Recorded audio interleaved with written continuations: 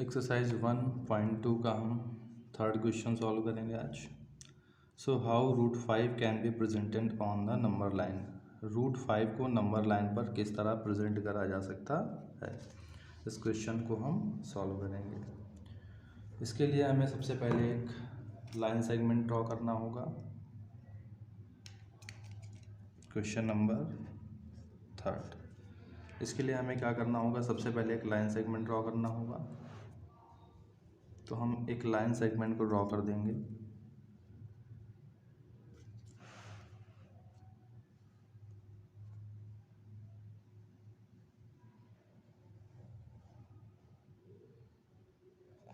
और क्या करेंगे, इस लाइन सेगमेंट पे कुछ पॉइंट्स ले लेंगे। सबसे पहले ये पॉइंट ए ले लेंगे, ये 0 पर हो जाएगा।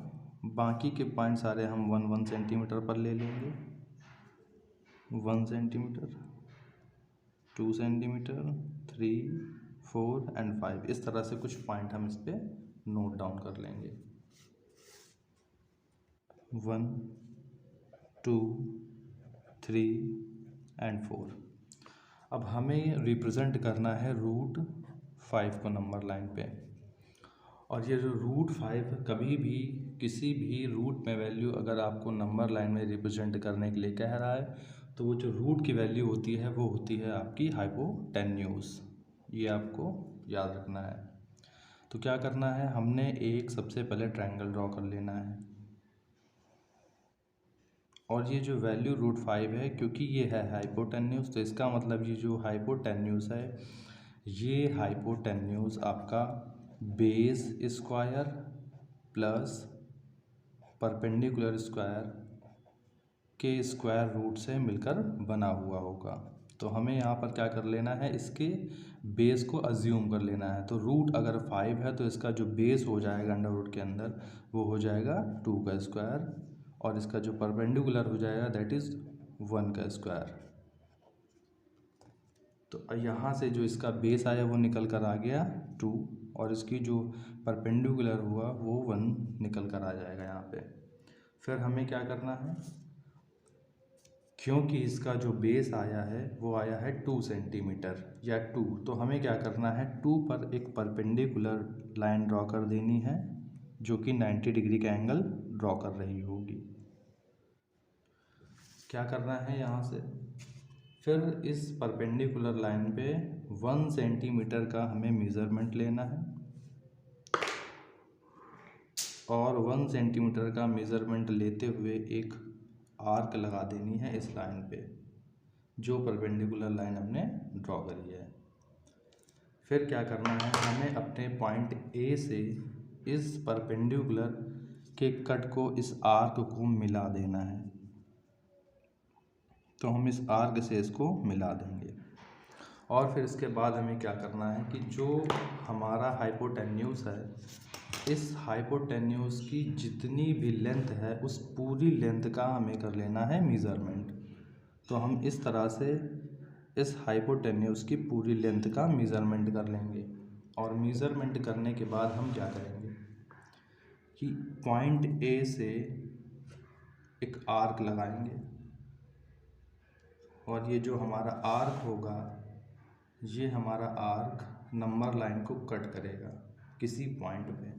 और जिस पॉइंट पे हमारा आर्क नंबर लाइन को कट करेगा वही पॉइंट हमारा हो जाएगा रूट 5। ये हमने रूट 5 नंबर लाइन पे रिप्रेजेंट कर दिया। ये जो पॉइंट है आपका ये है रूट 5, और इस तरह से रूट 5 को आप नंबर लाइन पे रिप्रेजेंट कर सकते हैं।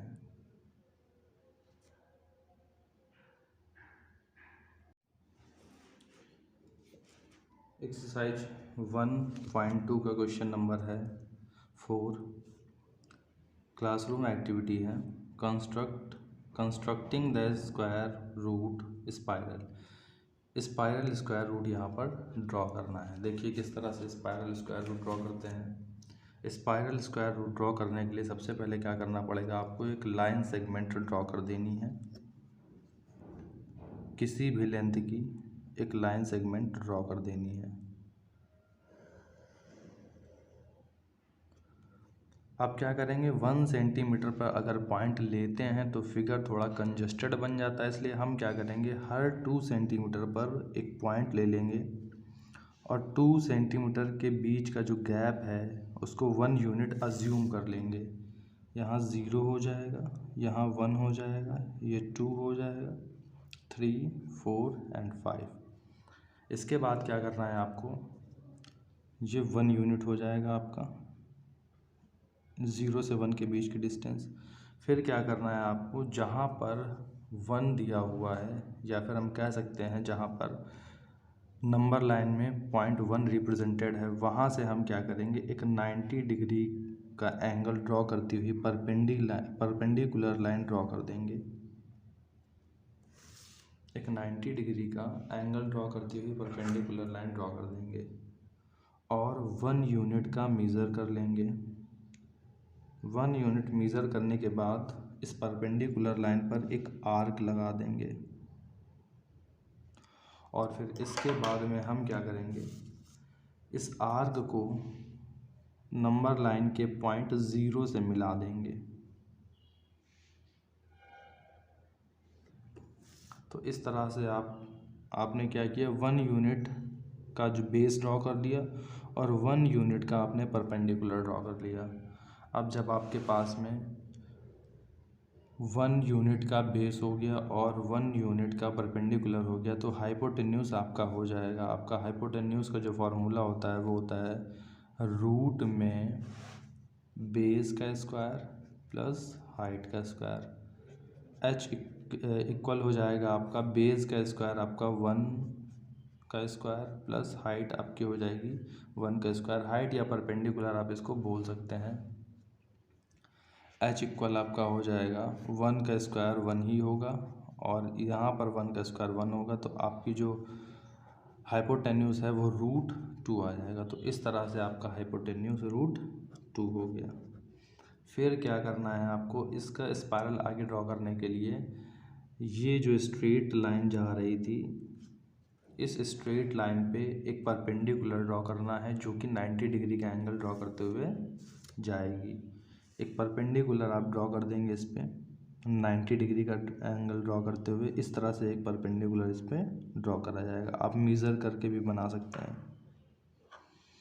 अब क्या करना है कि इस परपेंडिकुलर लाइन पे आपको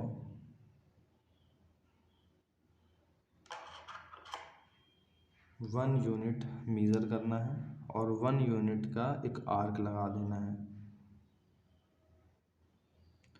और फिर क्या करना है, फिर से इस आर्क को नंबर लाइन के पॉइंट 0 से मिला देना है।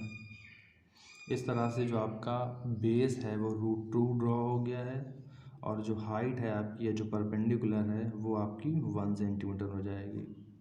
और फिर जब आप इसका हाइपोटेन्यूस निकालेंगे, क्योंकि ये बेस है तो √2 सेंटीमीटर और ये हाइट या परपेंडिकुलर 1 सेंटीमीटर है, तो आप हाइपोटेन्यूस आसानी से निकाल सकते हैं। इसका हाइपोटेन्यूस हो जाएगा √3। आप इस फॉर्मूले से हाइपोटेन्यूस इसका निकाल सकते हैं। तो इस तरह से आपका जो हाइपोटेन्यूस होगा वो √3 हो जाएगा। और फिर इसके बाद में क्या करना है, वापस से ये जो स्ट्रेट लाइन यहाँ जा रही थी ऐसे, इसका हमें क्या करना है, परपेंडिकुलर ड्रॉ कर लेना है। और इस लाइन का जो परपेंडिकुलर ड्रॉ होगा वो 90 डिग्री का एंगल ड्रॉ करता हुआ ड्रॉ करेगा या बनेगा। तो आपको क्या करना है, यहाँ पर एक लाइन ऐसी ड्रॉ करनी है जो कि 90 डिग्री का एंगल बनाते हुए जा रही हो। तो इस तरह आप मेज़र करके बना सकते हैं 90 डिग्री का परपेंडिकुलर। फिर यहाँ पर क्या करना है, आपको 1 यूनिट मेज़र करना है और 1 यूनिट मेज़र करके एक आर्क लगा देना है और इस आर्क को पॉइंट 0 से मैच करा देना है।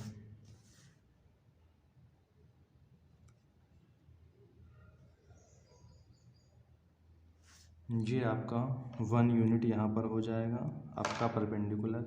और इसके बाद आप हाइपोटेन्यूस के इस फॉर्मूले से, ये जो हाइपोटेन्यूस का फॉर्मूला था, इस हाइपोटेन्यूस के फॉर्मूले को यूज़ करके, जिसमें हाइपोटेन्यूस इक्वल रूट में base square plus height square और परपेंडिकुलर स्क्वायर होता है, वहाँ पर क्या कर सकते हैं आप, एच की या हाइपोटेन्यूज की वैल्यू निकाल सकते हैं। यहाँ पर जो बेस है वो √3 है, प्लस जो हाइट है वो है 1 सेंटीमीटर स्क्वायर या 1 यूनिट स्क्वायर।